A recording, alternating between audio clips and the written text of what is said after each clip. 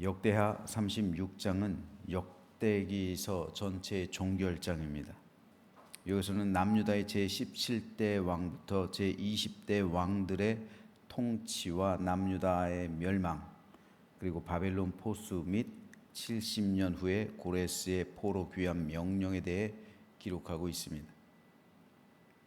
요시야의 죽음 이후로 남유다는 걷잡을 수 없는 혼란 가운데 빠져 들어가게 되었습니다. 국제적으로 남유다는 남쪽의 애굽과 북쪽의 바벨론 사이에서 줄타기 외교를 해야 했고, 잘못된 판단으로 인해 나라가 망하게 되었습니다. 요시야의 뒤를 이어 왕이 된 여호아하스 이후로 마지막 시드기야까지 4명의 왕이 있었는데, 이들의 통치 기간을 모두 합하면 23년입니다. 23년 동안 4명의 왕들이 교체됐다는 것은 그만큼 나라가 혼란스러웠다는 것을 말해 줍니다. 이 가운데 3명이 요시야의 아들이었고, 제19대 왕인 여호야김만 요시야의 손자였죠. 즉 여호아하스 요시야의 아들. 그런데 이 여호아하스를 애굽이 데리고 가죠. 볼모로 데리고 갑니다. 그러니까 그의 형제 여호야김을 세웠고, 여호야김이 죽은 이후 그의 아들 여호야긴이 왕이 됐다가 여호야긴을 또 바벨론이 볼모로 끌러가죠. 3개월 만에. 그리고 숙부 시드기야, 그러니까 요시야의 아들이에요. 마지막으로 세웠다가 결국 시드기야 때 나라가 망합니다. 이들의 통치 기간을 보면요, 17대 왕인 여호아하스는 3개월, 18대인 여호야김은 11년, 19대인 여호야긴은 3개월, 20대인 시드기야는 11년 통치하게 됩니다. 역대하 36장은 이를 통해 남유다가 멸망하는 과정을 보여주고 있습니다. 크게 3문단으로 36장은 나눠서 살펴볼 수 있는데요, 10절까지는 애굽왕 느고의 여호와스 폐위 및 바벨론의 침략과 포수를, 11절에서 21절은 남유다 제20대 왕 시드기야의 통치와 남유다 멸망을, 22절 23절은 바사왕 고레스의 포로 귀환 및 성전 건축 허락 칙령 반포에 대해서 설명하고 있습니다. 오늘 이 가운데 마지막 구절인 22절 23절 말씀에 대해 잠시 살펴보겠습니다. 바사의 고레스 왕 원년에 여호와께서 예레미야의 입으로 하신 말씀을 이루시려고 여호와께서 바사의 고레스 왕의 마음을 감동시키심에 그가 온 나라에 공포도 하고 조소도 내려 이르되, 바사 왕 고레스가 이같이 말하노니 하늘의 신 여호와께서 세상 만국을 내게 주셨고 나에게 명령하여 유다 예루살렘의 성전을 건축하라 하셨나니 너희 중에 그의 백성 된 자는 다 올라갈지어다. 너희 하나님 여호와께서 함께 하시기를 원하노라 하였더라. 바사 왕 고레스에 의한 민족 해방입니다. 그리고 포로에서의 귀환이에요. 즉 이스라엘 백성들은 자력으로 포로에서 해방된 게 아니에요. 우리나라도 자력으로 식민 상태에서 해방된 게 아니죠. 하지만 그 과정 가운데 역대기서 기자가 바라보고 있는 것이 하나님의 선하신 손길입니다. 하나님께서 시켜주셨다는 거예요. 우리 민족이 한 것이 아니라 하나님께서 우리 민족을 긍휼히 여기셔서 해방시켜 주시고 포로에서 돌려보내 주셨다는 믿음의 고백입니다. 이 믿음의 고백 위에 하나님의 선하신 손길을 누릴 수가 있는 것이고, 그 가운데 행하시는 여호와의 역사심을 이들이 발견할 수 있었던 겁니다. 그런데 이 구절은 열왕기서와 역대기서의 결정적인 차이를 보여주고 있습니다. 열왕기서는 바벨론 포로기에 쓰였기 때문에 핵심적인 신학적인 이 물음이 이거잖아. 왜 우리가 이 바벨론에서 이런 고난을 당하는가? 어떻게 하나님께서 살아계시다면 우리에게 이런 고난을 허락하셨는가? 우리 민족이 무엇을 잘못했는가? 이에 대한 진지한 물음, 그리고 그 물음에 대한 대답이 열왕기서입니다. 하지만 역대기서는 포로에서 돌아온 이후에 쓰였죠. 즉 나라가 망하고 약 140여 년이 흐른 뒤에 포로기에서 돌아온 이후에 기록되었기 때문에 희망과 소망의 관점에서 역대기서를 기록하고 있는 거예요. 그래서 22절, 23절이 들어있는 겁니다. 열왕기서가 22절, 23절은 열왕기서가 쓰여진 이후예요. 그러니까 당연히 열왕기서엔 기록되어 있지 않습니다. 그러므로 역대기서 기자가 굳이 이 구절을 첨부에 넣었다는 것은 희망과 소망으로 역대기서를 끝맺기 위해서입니다.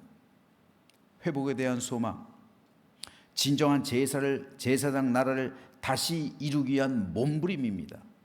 역대기 기자는 이로써 새로운 희망과 비전을 제시하며 다시 새로워질 나라에서 여호와 하나님에 대한 신앙으로 살아가게 된다면 다윗 언약은 오늘도 여전히 유효하다는 사실을 강조하고 있는 거예요.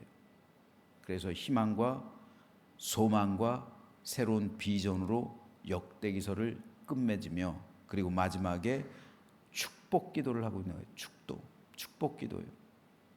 고레스의 축복 기도로 여호와 하나님께서 이 나라 이 민족을 축복하신다, 복을 주신다라는 희망을 피력하고 있는 겁니다. 역대기 기자는 바하사왕 고레스의 말을 빌어 역대기서를 이렇게 끝맺으며 그의 백성을 축복합니다. 하늘의 신 여호와께서 세상 만국을 내게 주셨고 나에게 명령하여 유다 예루살렘의 성전을 건축하라 하셨나니 너희 중에 그의 백성된 자는 다 올라갈지어다. 너희 하나님 여호와께서 함께 하시기를 원하노라.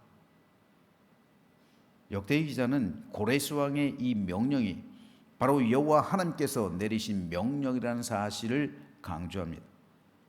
그러므로 이 명령은 변개할 수 없고 반드시 지켜야만 하는 절대 명령입니다. 이 명령은 두 가지였습니다. 첫째, 예루살렘의 성전을 건축하라는 것이었고, 둘째, 그의 백성은 다 올라가라는 것이었습니다. 여호와의 성전을 예루살렘에 건축하라. 그의 모든 백성은 이를 위해 올라가라. 이것은 회복입니다. 새로운 삶의 시작입니다. 마치 노아의 대홍수 심판을 통해서 세계가 깨끗해졌죠. 그리고 다시 새로운 세상이 열렸듯이 마찬가지로 70년 동안 안식년을 누리지 못했었죠. 단 한 번도 이스라엘은 안식년을 안식년을 지켜 행하지 않았다고 그랬어요. 그 70회는 안식년을 77이 49, 490년 동안 행하지 않은 안식년 동안 안식을 그 땅이 누렸다고 그랬어요. 이제 새로워졌어요.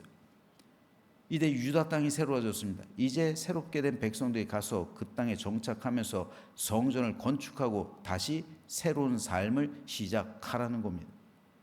이제 그 땅은 회복되었습니다.